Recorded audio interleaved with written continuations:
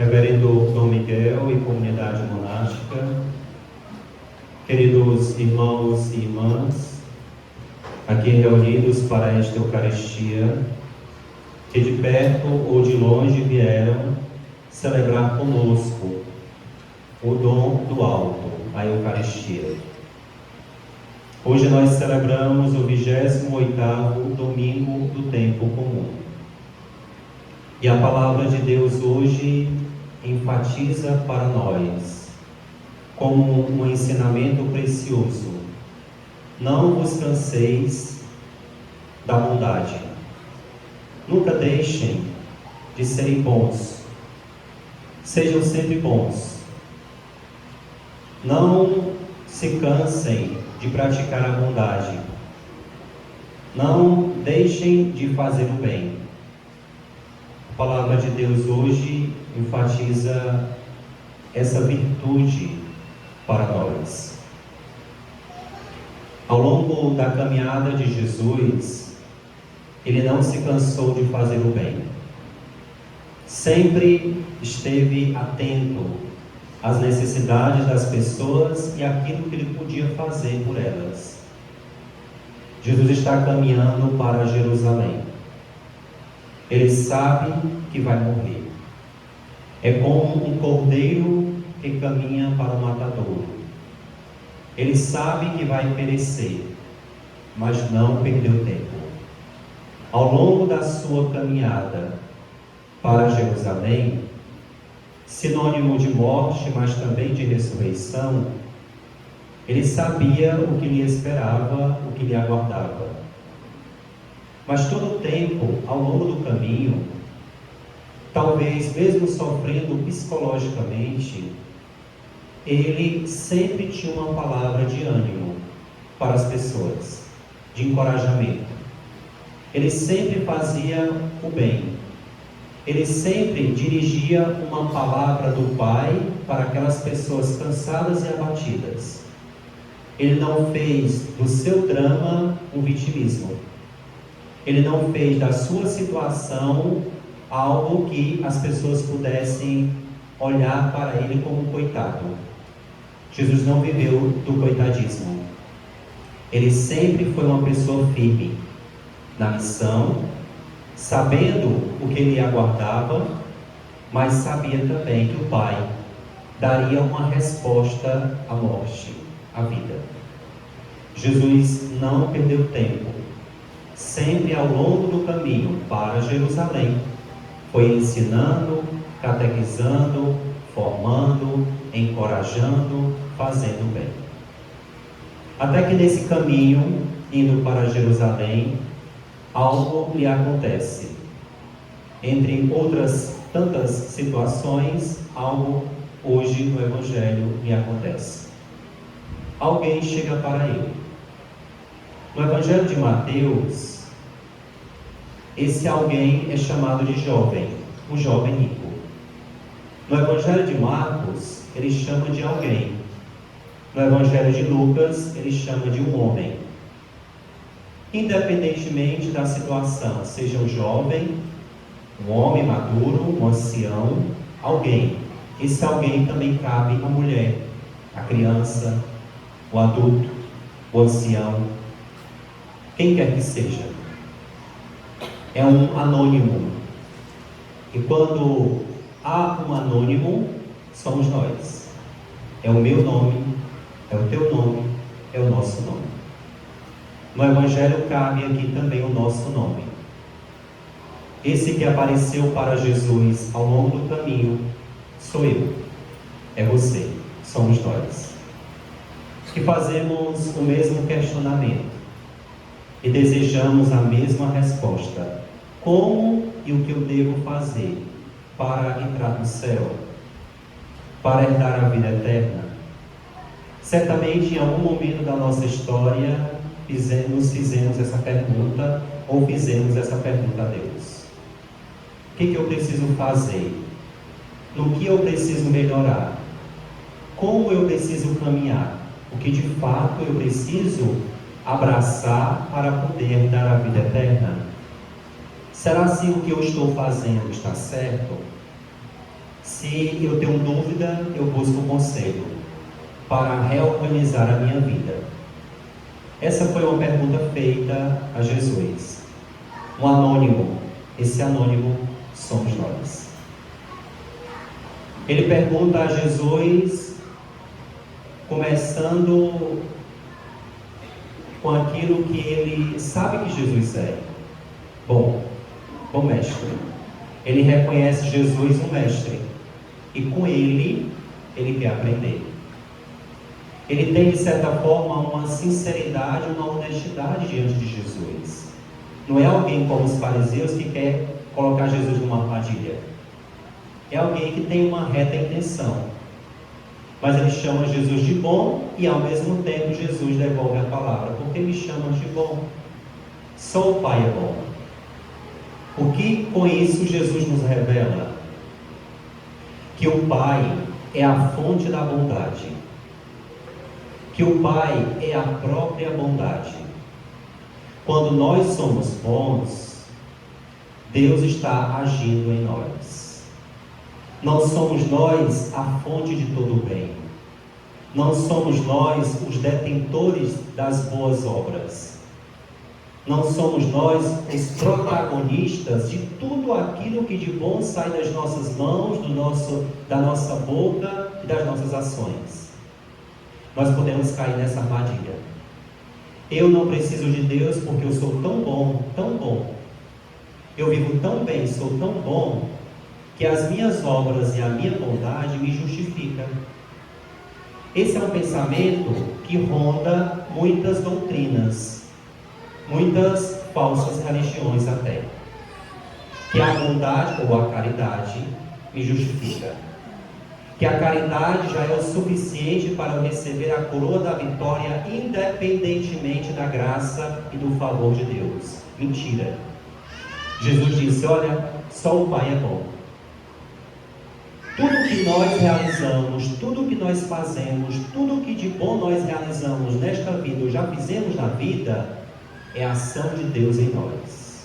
Não podemos roubar o protagonismo de Deus. Eu sou um canal, eu sou um instrumento da ação de Deus no mundo. Se você se acha tão capaz, tão inteligente, tão bom, tão sábio, tão esperto para o bem, é Deus agindo em você. Não queira roubar de Deus aquilo que Ele é, nós somos. Nós temos, nós possuímos, porque recebemos dele. Ele é, eu não sou, Ele é. Ele é, e se Ele é, e eu tenho alguma coisa, é porque Ele me deu. Nisto consiste a nossa riqueza. A minha riqueza está em ser, nas mãos de Deus, um instrumento. E tudo aquilo que eu realizo de bom e de belo, vem da fonte que é Deus. Eis a grande riqueza do homem, ser uma extensão de Deus no mundo. Eis a grande alegria do homem, de ser um instrumento nas mãos de Deus para embelezar o mundo. Se nós somos assim, somos instrumentos de Deus. Ou, se somos pessoas más, somos instrumentos do diabo. Então Jesus já diz de cara algo interessante. O Pai é a fonte de todo o bem. Eu que sou o Filho, Jesus, sou uma extensão do Pai. Ele é a origem de todo o sumo bem. Isso serve para nós. Quando nos achamos os tais e nos orgulhamos disso, nos arrogamos disso, e somos embebidos do veneno do egoísmo, da arrogância e da prepotência. Eu sou tal, eu sou melhor, eu sou quase que um Deus. Jesus nos coloca no nosso devido lugar. Somos uma extensão de Deus. Não queira burlar o divino. Não queira trair o que Deus lhe confiou para ser no mundo. E ele faz uma pergunta. O que eu devo fazer então para... Ele se corrige, já não chama mais Jesus de bom mestre. Diz, mestre, então o que eu devo fazer para possuir a vida eterna? Jesus disse, vai e observa os mandamentos. Mas isso eu já faço desde cedo. Os meus pais me ensinaram. Pois bem, então vai, te falta uma coisa: me seguir. Não adianta só ser bom, é preciso seguir Jesus, porque Ele é a nossa referência de mestre. Olha o que Jesus diz no Evangelho: não basta só observar o que deve ser observado, e é claro que deve ser observado, e tudo aquilo que é observado tange o outro. Diz o Evangelho: não matarás o outro, não cometerás adultério contra o outro, não roubarás o outro, não levantarás falso testemunho contra o outro próximo, não prejudicarás a ninguém, e honra teu pai o outro, e honra tua mãe o outro. O que eu devo fazer para herdar a vida eterna? Sejam irmãos, sejam companheiros, sejam próximos. A vida eterna passa pelas contingências humanas, passa pela realidade nua e crua e dolorosa, humana. Não é algo que está só lá em cima, passa por essa realidade difícil, é verdade. Mas é preciso que nós as encaremos, porque Jesus disse: olha, a vida eterna de lá passa por aqui, no meio das nossas relações. E aí ele diz: olha, não basta só olhar o horizontal, é preciso olhar também para cima. É preciso não ser apenas companheiro de caminhada, é preciso ter Jesus como referência de vida e exemplo e modelo de irmandade. Jesus é, portanto, essa referência de mestre. Não basta apenas cumprir o mandamento, porque no cumprimento do mandamento eu posso cair na mesma tentação de achar que sou tão bom que não preciso de Deus. Jesus então ensina: vai, vende tudo que tens, distribui aos pobres, vem e me segue. Do que Jesus está falando e o que Ele está ensinando para nós? Jesus não fala de uma realidade de pobreza extrema, de muito menos e de muito menos de comunismo. Jesus fala de uma realidade de partilha, de sensibilidade e de solidariedade. Para que eu enxergue Deus como Pai, é preciso que eu também olhe para as pessoas como minhas irmãs. Olhe para todos como os meus irmãos. Só assim eu posso chamar Deus de Pai, que é nosso. O único que podia chamar Deus de Pai meu, nos deu de presente para que nós o chamemos de Pai, que é nosso. Se Ele é nosso, evidentemente somos irmãos. E aí acontece algo que nos ensina também. Jesus então diz: olha, é muito difícil um rico entrar no reino de Deus, entrar no reino do céu. É mais fácil um camelo entrar no buraco de uma agulha do que um rico entrar no céu. Os apóstolos ficam escandalizados. Então, quem vai entrar no reino dos céus? Na cabeça deles, ninguém. Por que eles têm esse pensamento, se eles não eram ricos? Eles podiam muito bem dizer: bom, então os ricos não vão entrar, nós que somos pobres vamos entrar. Existia um pensamento chamado teologia da prosperidade, que corria no meio, que é condenado por Deus. Atenção! Que dizia: quem é rico foi abençoado por Deus, está salvo. Quem é pobre foi amaldiçoado por Deus, está perdido.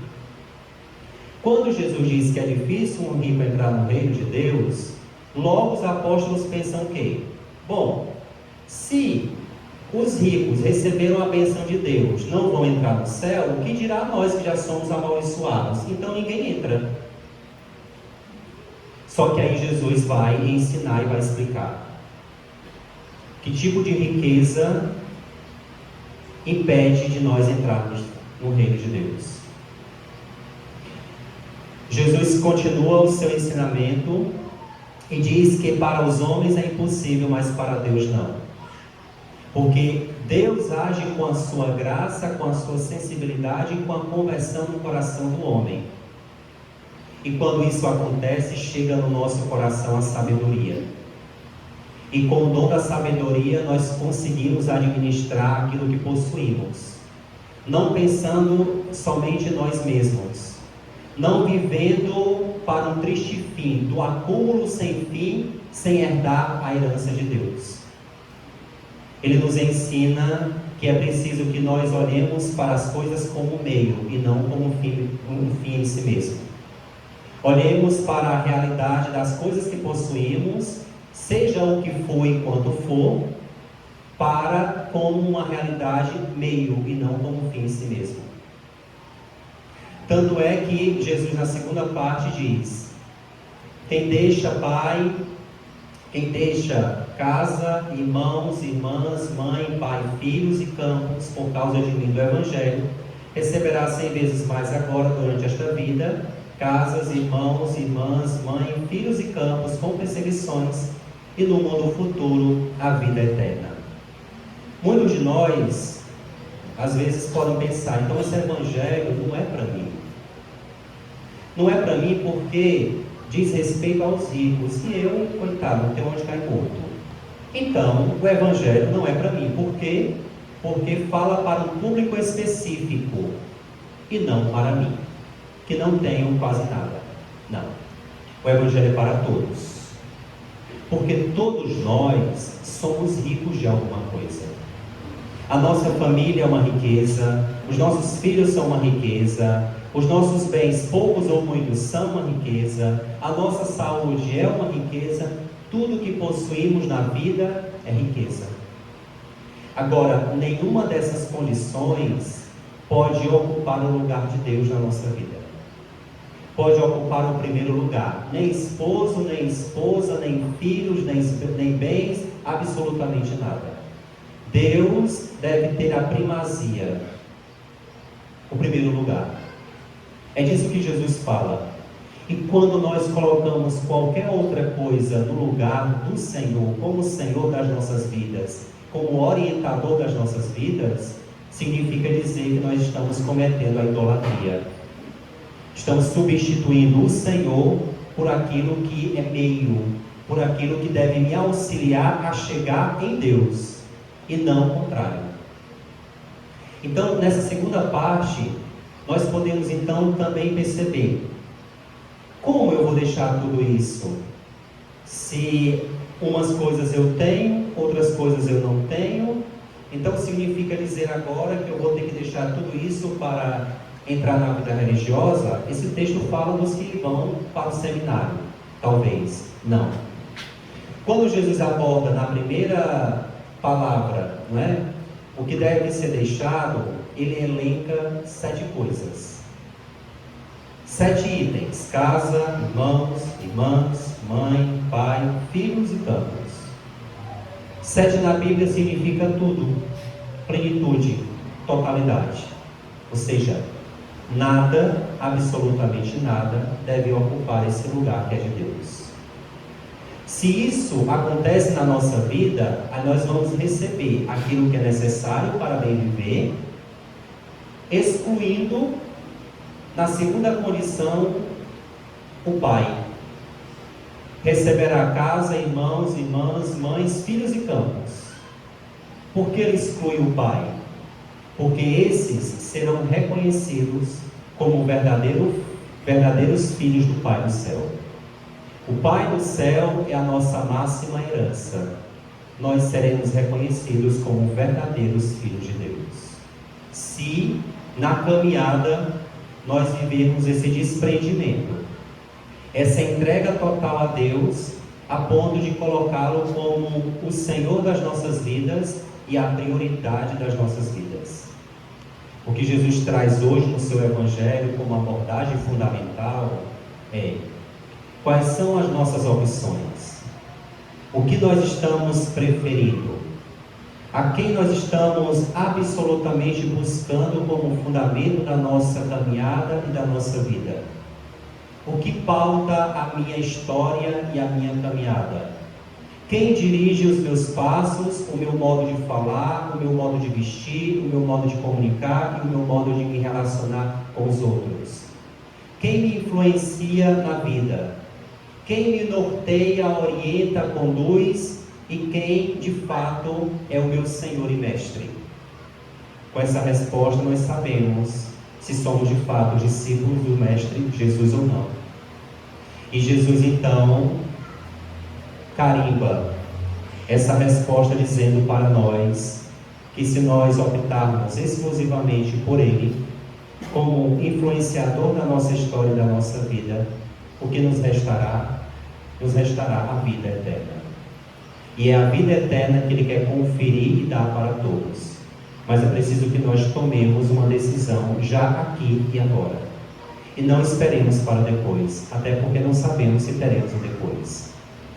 Então o Evangelho de hoje nos coloca numa situação de decisão. Quem de fato é o mestre e o guia dos nossos passos, dos nossos pensamentos e das nossas decisões?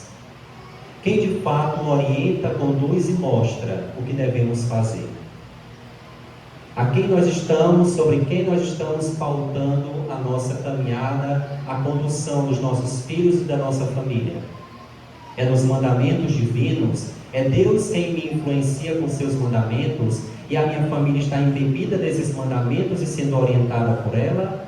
Ou são por aquilo que, ou é por aquilo que o mundo tanto prega e tanto ensina? O Evangelho de hoje nos coloca diante dessa situação e diz: olha, quem faz uma opção preferencial pelo Cristo, fala um tanto de opção preferencial pelos pobres, não é? Nós podemos cair na ideologia. A palavra nos orienta nitidamente que a nossa opção preferencial deve ser por Cristo. Aí depois o pobre é pensado a partir de Cristo. Se for pobre, aí ele pode ser pensado a partir de Marx. É um perigo. É o que tem entrado abundantemente e sujado a igreja com a tal de teologia da libertação. Então, o Senhor nos faz hoje pensar: quem é o nosso mestre? Quem é o nosso guia? Por quem o nosso coração está interessado a seguir?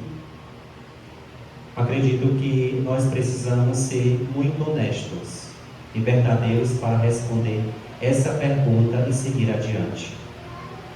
Porque o que nos aguarda e o que nos espera é muito mais importante do que qualquer outra coisa que exista neste mundo, a vida eterna. E com ela nós não podemos brincar. Jesus conclui dizendo: e no mundo futuro, a vida eterna, que é uma possibilidade para aqueles que se apoiam no Senhor. Para nós é impossível, talvez, chegar sozinhos. É impossível de fato, mas com o Senhor não. Então, ser sábio é tomar essa decisão de seguir o Senhor com aquilo que Ele nos pede, mesmo caindo, mas levantando. Assim é construído o santo, caindo e levantando, no calejar da vida. Que Deus oriente o nosso coração, a nossa alma e o nosso juízo, para que de fato nós sigamos aquilo que Ele nos propõe na liturgia de hoje. Professemos juntos a nossa fé.